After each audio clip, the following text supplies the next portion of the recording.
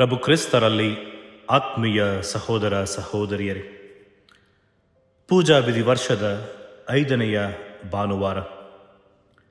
ಪ್ರಿಯರೇ, ಇಂದಿನ ಎಲ್ಲ ವಾಚನಗಳ ಮೂಲ ಸಂದೇಶ ದೇವರ ಕರೆ ಮತ್ತು ಆ ಕರೆಗೆ ಮಾನವನ ಪ್ರತಿಕ್ರಿಯೆಯ ಬಗ್ಗೆ ತಿಳಿಸುತ್ತದೆ.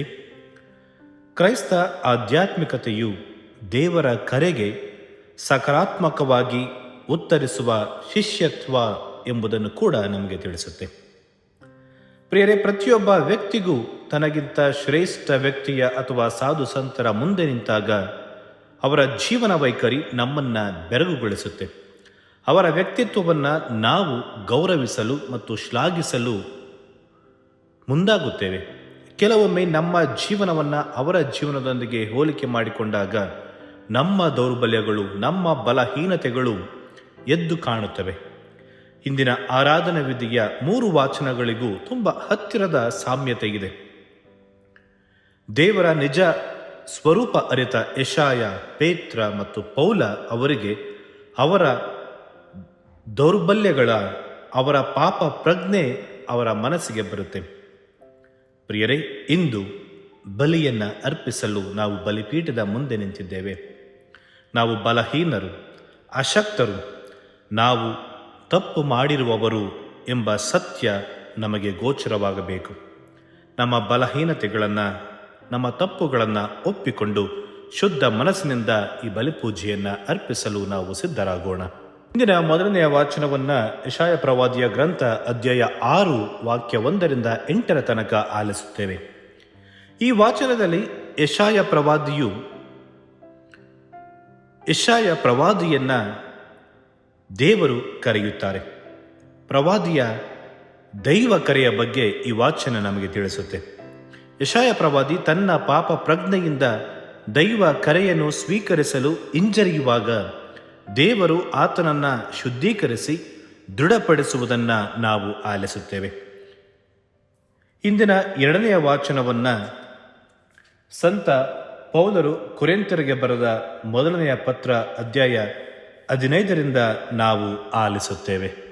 ಸಂತ ಪೌಲರಿಗೆ ಪ್ರೇಷಿತನಾಗಲು ಕರೆ ಬಂದದ್ದು ಮಾನವರಿಂದ ಅಲ್ಲ, ದೇವರಿಂದಲೇ.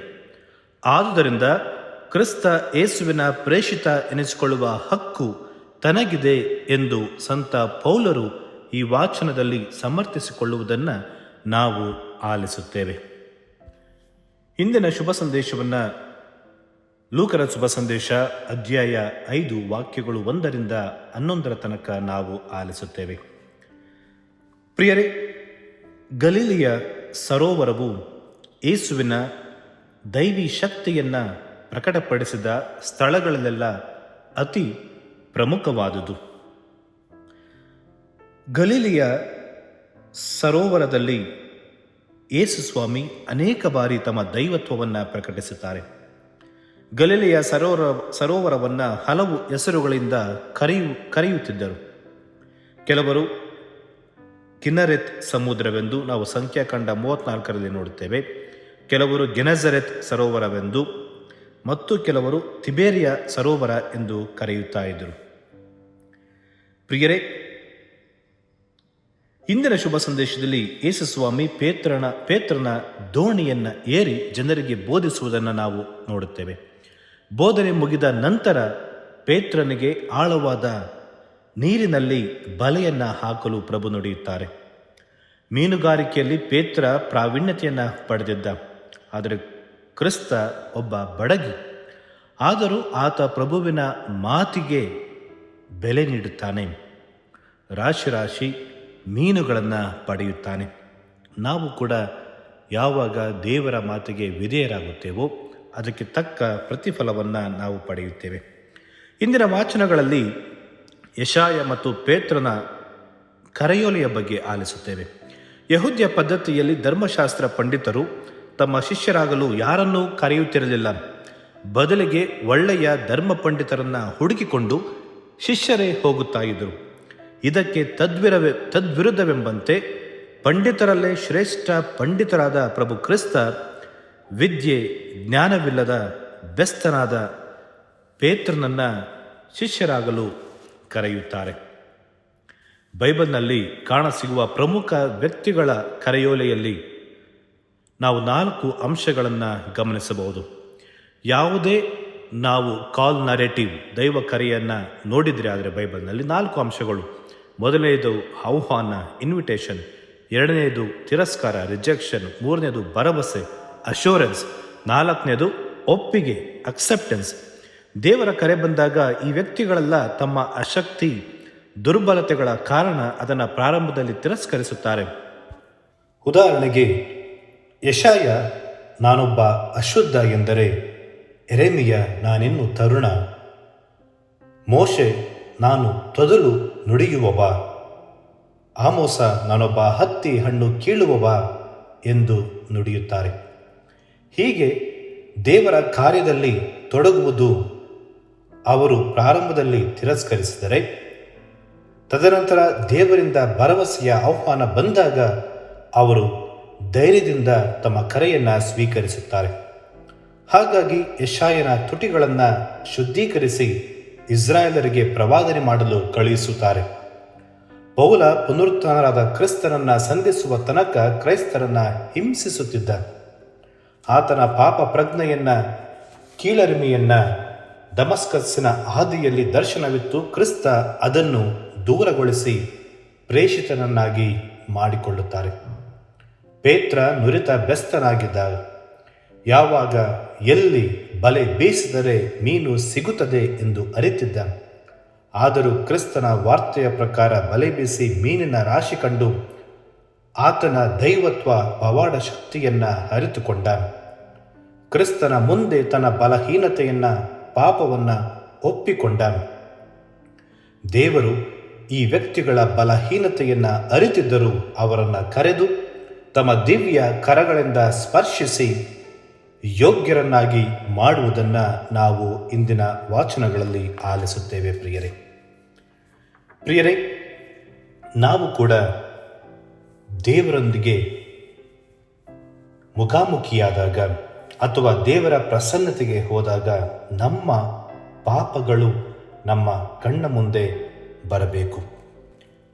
ದಿವಂಗತ ಜಾನ್ ಪಾಲ್ ರವರು ಈ ರೀತಿ ನುಡಿಯುತ್ತಾ ಇದ್ದರು: ಪ್ರಸ್ತುತ ಪೀಳಿಗೆ ಪಾಪ ಪ್ರಜ್ಞೆಯನ್ನು ಕಳೆದುಕೊಂಡಿದೆ ಎಂದು. ಪ್ರಿಯರೇ, ಖಂಡಿತವಾಗಿಯೂ ನಮ್ಮಲ್ಲಿ ಪಾಸಿಟಿವ್ ಥಿಂಕಿಂಗ್ ಇರಬೇಕು. ಸೆಲ್ಫ್ ಎಸ್ಟೀಮ್ ಮತ್ತು ಸೆಲ್ಫ್ ರೆಸ್ಪೆಕ್ಟ್, ಸೆಲ್ಫ್ ಅಫರ್ಮೇಷನ್ ಖಂಡಿತ ಇರಬೇಕು. ಆದರೆ ನಾನು ಪಾಪಿ, ನಾನು ದುರ್ಬಲ, ಬಲಹೀನತೆ ನನ್ನಲ್ಲಿ ಇದೆ ಎಂಬುದನ್ನು ನಾವು ಎಂದಿಗೂ ಮರೆಯಬಾರದು. ಕಾರಣ ಪಾಪ ಪ್ರಜ್ಞೆ ಇಲ್ಲದ ಮನುಷ್ಯ ಮನಸಾಕ್ಷಿಯನ್ನು ಮರೆತು ದುಷ್ಟನಾಗಿ ಬಿಡಬಹುದು. ಪ್ರತಿ ಬಾರಿ ನಾವು ಬಲಿಪೂಜೆಯಲ್ಲಿ ಭಾಗವಹಿಸುವಾಗ, ಪರಮಪ್ರಸಾದ ಸ್ವೀಕರಿಸುವ ಮುನ್ನ ನಮ್ಮ ಬದುಕಿನ ಅವಲೋಕನ ಬಹಳ ಮುಖ್ಯ. ಈ ಅವಲೋಕನದಿಂದ, ಪಾಪದಿಂದ ದೂರವಾಗಿ ಸನ್ಮಾರ್ಗದೆಡೆಗೆ ಸಾರಲು ಯೆಶಾಯ, ಪೌಲ, ಪೇತ್ರ ನಮ್ಮ ಬದುಕಿಗೆ ಪ್ರೇರಣೆಯನ್ನು ನೀಡಬೇಕು. ಮತ್ತು ಇಂದಿನ ಶುಭ ಸಂದೇಶದಲ್ಲಿ ನಾವು ಕಾಣುವಂತೆ ದೇವರ ವಾಕ್ಯವನ್ನು ಆಲಿಸಿದಾಗ ನಾವು ತಕ್ಕ ಪ್ರತಿಫಲವನ್ನು ಪಡೆಯುತ್ತೇವೆ. ಈ ಅದ್ಭುತವು ಸಮೃದ್ಧತೆಯ, ಹೇರಳತೆಯ ಸಂಕೇತವಾಗಿದೆ. ಎಲ್ಲೆಲ್ಲಿ ದೇವರು ನೆಲೆಸಿರುತ್ತಾರೋ ಅಲ್ಲಿ ಯಾವ ಕುಂದುಕೊರತೆ ಇರುವುದಿಲ್ಲ ಎಂಬ ಅಂಶವನ್ನು ಕೂಡ ಇದು ನಮಗೆ ನೆನಪಿಸುತ್ತಾ ಇದೆ. ಹಾಗಾಗಿ ಪ್ರಿಯರೇ, ಇಂದು ನಾವು ಭಕ್ತಿಯಿಂದ ಪ್ರಾರ್ಥಿಸೋಣ. ಧರ್ಮಸಭೆಯಲ್ಲಿ ಪ್ರತಿಯೊಬ್ಬರಿಗೂ ತಮ್ಮದೇ ಆದ ಕಾರ್ಯವನ್ನು, ಸೇವೆಯನ್ನು ನಿಯೋಜಿಸಲಾಗಿದೆ. ದೀಕ್ಷಾಸ್ನಾನದ ಮೂಲಕ ನಾವು ಆ ಕರೆಯನ್ನು ಪಡೆದಿದ್ದೇವೆ. ಹೇಗೆ ಪೇತ್ರ, ಯೆಶಾಯ, ಪೌಲ ದೇವರ ಕರೆಗೆ ಸಕಾರಾತ್ಮಕವಾಗಿ ಪ್ರತಿಕ್ರಿಯೆಯನ್ನು ನೀಡಿದರೋ, ನಾವು ಕೂಡ ಇಂದು ದೇವರ ಕರೆಗೆ ಸಕಾರಾತ್ಮಕವಾಗಿ ಪ್ರತಿಕ್ರಿಯೆಯನ್ನು ನೀಡಬೇಕಾಗಿದೆ. ಸಕಾರಾತ್ಮಕವಾಗಿ ಪ್ರತಿಕ್ರಿಯೆ ನೀಡುವುದು ಅಂದರೆ ಅದು ಕೇವಲ ಒಂದು ದಿನದ, ಒಂದು ಗಳಿಗೆಯಲ್ಲಿ ನಾವು ಎಸ್ ಲಾರ್ಡ್, ನಾವು ನಿಮ್ಮನ್ನು ಹಿಂಬಾಲಿಸುತ್ತೇವೆ ಎಂದು ಹೇಳಿದಂತೆ ಅಲ್ಲ. ಅದು ಒಂದು ದಿನದ ದೈವ ಕರೆಯಲ್ಲ. ಜೀವನ ಪೂರ್ತಿ ನಾವು ದೇವರಿಗೆ ವಿಧೇಯರಾಗಿ ನಡೆಯುವುದು, ದೇವರ ವಾಕ್ಯವನ್ನು ಆಲಿಸುವುದು, ದೇವರಿಗೆ ನಮ್ಮನ್ನೇ ನಾವು ಸಮರ್ಪಣೆ ಮಾಡಿಕೊಳ್ಳುವುದಾಗಿದೆ. ಈ ವರಗಳಿಗಾಗಿ ಇಂದು ನಾವು ಭಕ್ತಿಯಿಂದ ಪ್ರಾರ್ಥಿಸೋಣ.